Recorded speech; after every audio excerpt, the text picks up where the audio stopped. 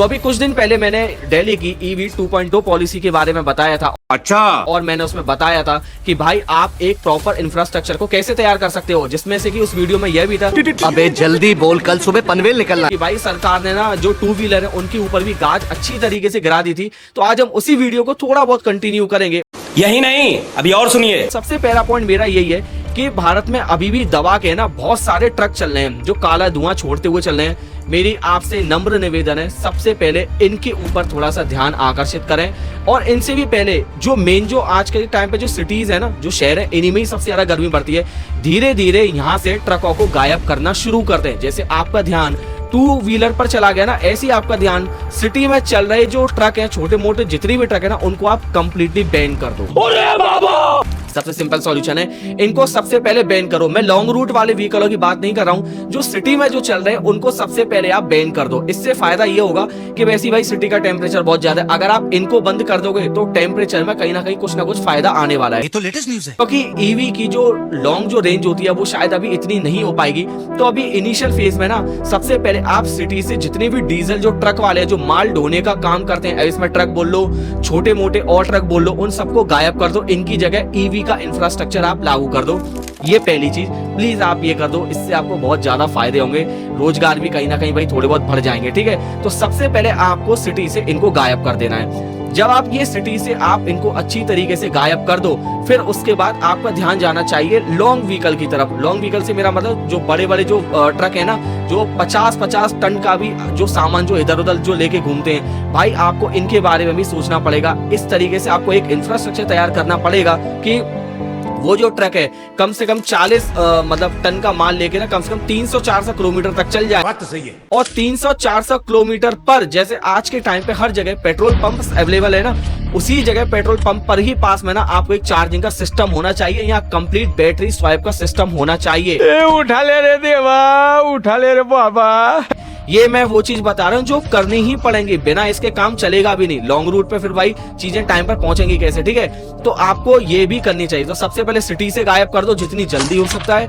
उसके बाद धीरे धीरे करके लॉन्ग व्हीकलों की तरफ जो हाईवे की तरफ ज्यादा जाते हैं भाई इधर उधर का, वो भी धुआं छोड़ते ही हैं सबसे ज्यादा।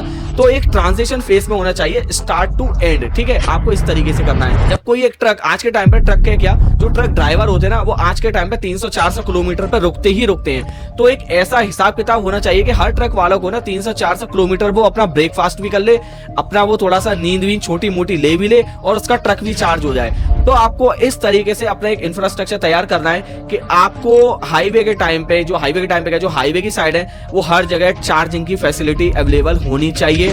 ट्रक वालों को वहां पे जो सुख सुविधाएं वो थोड़ी बहुत मिल भी जाए, अपना आराम भी कर लें, और चार्ज करने के बाद वो निकल भी लें। तो ये जो मैंने जो चीजें बताई है उस सिटी में उनके लिए बताई, जो ज्यादा लंबी दूरी नहीं तय करते, 100-150 किलोमीटर चल के एक दिन का अपना चुप हो जाते हैं। मारो हमको जिंदा मत छोड़ो सालो। ये जो वीडियो मैं बना रहा हूँ ना, ये मैं 27 अप्रैल 2026 को ये वीडियो बना रहा हूँ। और पता है इस दिन हो क्या रहा है? मैं नहीं बताऊंगा। इतनी ज्यादा गर्मी बढ़ गई है, इतनी ज्यादा गर्मी बढ़ गई है। आप मैप देख सकते हो, हर जगह भाई अपना भट्टी बना हुआ है अपना देश। हर जगह से आप देख लो लाल ही लाल चमकता रहेगा। तो असल में सरकार को ईवी पर ध्यान की तरफ सोचना इसीलिए ही तो पड़ा कि भाई गर्मी बढ़ रही है, ग्लोबल वार्मिंग हो रही है, ग्लेशियर्स पिघल रहे हैं। जो अभी लॉकडाउन में, अभी जो लॉकडाउन जो पड़ा है भारत के कई शहरों से, और ज्यादा से ज्यादा भाई बिहार के और नेपाल की साइड से ना, आपने माउंट एवरेस्ट को भी देख लिया होगा। तो भाई उस टाइम पर हुआ क्या था? पेट्रोल डीजल चले नहीं, तो भाई एनवायरमेंट कितना अच्छा महसूस कर रहा होगा ये आप लोग भी समझ सकते हैं। तो अल्टीमेटली एक ईवी कार को लाने का मतलब ही यही है कि देश में से ग्लोबल वार्मिंग बढ़ाई जाए, अननेसेसरी जो हीट क्रिएट हो रही है वो कहीं ना कहीं तो कम हो। और इसके लिए आपको क्या करना पड़ेगा, गवर्नमेंट, ये भी मैं आपको बता रहा हूँ। ये जो मैं वीडियो बना रहा हूँ ना, ये केवल ईवी के लिए नहीं बना रहा, कंप्लीट चीज बता रहा हूँ, और किसी ने करी नहीं है। मुझे इसी बात का बहुत ज्यादा दुख है। अब वो दूसरी चीज क्या है, वो ये, सबसे पहले आप पेड़ लगाओ। आपने गुड़गांव, दिल्ली, नोएडा, इनको बड़ा कंक्रीट टाइप का तो बना दिया, लेकिन इसमें पेड़ नहीं है यार। आपको ऐसी जगह ढूंढनी और पड़ेंगी। हालांकि यहाँ पर सरकार पेड़ों को लगाने की बहुत मुहिम छेड़ चुकी है, ऑलरेडी पेड़ लग रहे हैं दबा के, लेकिन आपको ऐसी और जगह फाइंड आउट करनी पड़ेगी जहां आप मैक्सिमम टू मैक्सिमम पेड़ लगा सको, जो और ज्यादा CO2 को एब्जॉर्ब कर सके। अभी मैं जहां पर मैं रहता हूँ ना भाई, मैं गुड़गांव में भी रहता हूँ, मेरा भाई गुड़गांव में रहता है, बेलवेडिया पार्क में रहता है। उसके आजू बाजू ना मुझे नहीं लगता ऐसा कुछ जंगल टाइप का सा है। हाँ, एक और दूसरी जगह पर है जहां थोड़ा सा आपको एक जंगल की तरफ मिलेगा, जो हनुमान चौक के आजू बाजू है, वहां आपको जंगल जरूर मिल जाएगा। ऐसा ही जंगल क्या हम थोड़ा बहुत और आजू बाजू क्रिएट कर सकते हैं? अगर कर सकते हैं तो वेल एंड गुड है। आपको और पेड़ लगाने होंगे, और ये जो चीज मैं बता रहा हूँ ये मैं इंडिया लेवल पर बता रहा हूँ। अब पेड़ लगाने के दो तरीके हैं, या तो आप मैनुअली जाकर पेड़ लगाओ, तो भाई वो तो पेड़ लगाने है। दूसरा तरीका ये है कि जहां और पेड़ लगे हुए, जहां ऑलरेडी जंगल है, उसको और ज्यादा डेंस कर दो। वो कैसे? कि भाई हेलीकॉप्टर से जाके जो बीज है उनकी वर्षा भी आप कर सकते हो, उससे भी बहुत ज्यादा फायदा हो सकता है। आपने हाल फिलहाल में तो खैर क्या कुछ टाइम पहले एक वीडियो देखी होगी, जिसमें एक बंदा हेलीकॉप्टर में जाके अमेज़न रेन फॉरेस्ट में बीज गिरा रहा है। और बीज क्या, ऐसे ही भाई कद्दू उगाने के लिए बीज थोड़ी गिरा रहा है, और पेड़ उग जाए, और ज्यादा डेंस हो, और ज्यादा पर्यावरण अपना और ज्यादा मतलब बढ़िया हो जाए। तो आप ये भी करके देखो, ऐसे भी कुछ ना कुछ चीजें फायदेमंद हो सकती है। एमपी में कितने जंगल हैं भाई, एमपी में बहुत सारे जंगल हैं, आप वहां पर ये काम कर सकते हो, लेकिन किसी के मन में हो तब ना, तो कोई करना नहीं चाहता, ठीक है। तो एक ये वाली चीज हो गई। दूसरी चीज, एक काम करो, जो अरावली पर्वत श्रृंखला है ना उसको तोड़ दो। इससे हीट जो है ना, जो भारत की जो हीट है वो और कम हो जाएगी। अबे भैया बिल्कुल भी मत करना।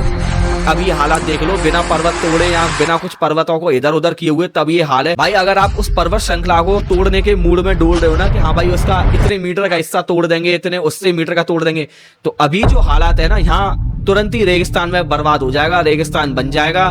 तो फिर आप क्या करोगे यार? मतलब पर्यावरण के साथ खेलो, पर इतना भी मत खेलो कि चीजें आपके हाथ से निकल जाए ना, तो फिर कितने बुरे दिन आ जाएंगे आप उम्मीद नहीं कर सकते। कितने फिर एसी लगेंगे, कितने एसी लगेंगे, उन एसी की भी हीट बढ़ेगी। आप सोच रहे हो इकोसिस्टम को, आप समझ रहे हो? पेड़ काटोगे तो भाई उससे भी हीट बढ़ेगी, पर्वत को काटोगे उससे जो एनसीआर का रीजन है, जो नॉर्थ वाला जो रीजन है, वो ऐसा हो जाएगा, मतलब पूरी तरीके से रेगिस्तान में कन्वर्ट हो जाएगा। तो आप ये भी ना करें, ऐसा गवर्नमेंट को सोचना चाहिए। क्या होगा यार, क्यों इतने प्रोजेक्ट ला रहे हो भाई? वैसे ही देश में कम प्रोजेक्ट है क्या? क्या यार क्यों कर रहे हो भाई? मत करो ऐसा बिल्कुल। आप वहां पर न्यू समझ लो कि वहां भी हो सकता है भाई, पेड़ उग सकते हैं, चीजें बहुत हो सकती हैं, लेकिन अब वही बात है कि करना कौन चाहता है। तो उस पर्वत श्रृंखला को बिल्कुल ही मत तोड़ना, पेड़ और ज्यादा लगाओ। आपने अडानी जी का ग्रीन पार्क, आपने प्रोजेक्ट का आपने नाम सुना होगा, डिटेल आ रही होगी स्क्रीन पे। वो गुजरात के कच्छ में, और वो पता है कितना बड़ा है? पूरा मैं बोलते बोलते थक जाऊंगा, वो इतना बड़ा है भाई, उसमें 5 पेरिस समा सकते हैं। आप इमेजिन कर सकते हो, उसके अंदर 5 पेरिस समा सकते हैं। बहुत बड़े लेवल पे भाई साहब वहां पे बिजली का उत्पादन किया जा रहा है। वहां पर सोलर से काम हो रहा है, वहां पर विंड से काम हो रहा है, और एक आध दो तकनीक आ जाए तो मुझे भी नहीं पता। तो यार एक बात बताओ, जब ये काम गुजरात के उस कोने पे हो सकता है, तो ये काम इंडिया के सेवरल पार्ट्स में नहीं हो सकता? मतलब आप सोच के देखो, जो काम, ऐसा तो है नहीं कि धूप वहीं पड़ती है, धूप नॉर्थ में भी पड़ती है, धूप एमपी में भी पड़ती है, सब जगह पड़ती है। तो भाई जब हमारे को ऐसी ऊपर वाले ने इतनी गर्मी ही दी है, इस देश में गर्मी ही पड़ेगी, तो क्यों ना उसका फायदा उठा लिया जाए? ऐसा भी तो किया जा सकता है ना। अगर प्रोजेक्ट गुजरात में लाया जा सकता है, तो क्या एक प्रोजेक्ट गुड़गांव में नहीं लाया जा सकता, दिल्ली में नहीं लाया जा सकता, या एमपी में नहीं लाया जा सकता? कहां नहीं लाया जा सकता यार? आप करके तो देखो एक बार। बिजली बनाने में जो कोयले का भी इस्तेमाल होता है वो भी कम होगा, उससे निकलने वाली हीट भी कम होगी।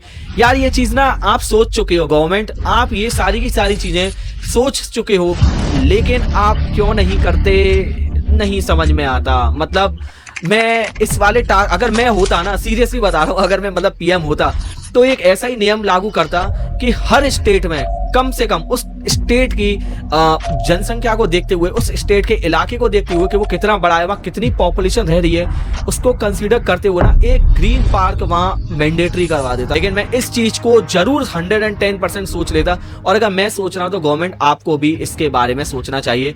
तो मेरी साधारण सी जो विनती है वो मतलब देश के पीएम और जो भी हायरार्की पर जो बैठे हुए लोग हैं उनके साथ है कि जो मैंने चीजें बताई आपको, उनका एक बार अगर आप सोच लेंगे तो वो काफी ज्यादा फायदेमंद चीजें हो सकती हैं। डीजल ट्रकों को, जो छोटे मोटे बड़े बड़े जो डीजल ट्रक है, जो सिटी में ही घूमते रहते हैं, 100-150 किलोमीटर घूमते रहते हैं, एटलीस्ट आप उन पर अपनी गाज गिरा दो, उनको आप पूरी तरीके से बंद कर दो। धीरे धीरे आप लॉन्ग व्हीकल की तरफ जाओ। लॉन्ग व्हीकल से मेरा मतलब जो बड़े बड़े जो व्हीकल होते हैं, लंबे लंबे दूरी तय करते हैं, उनकी तरफ आप ध्यान आकर्षित करने की सोचो।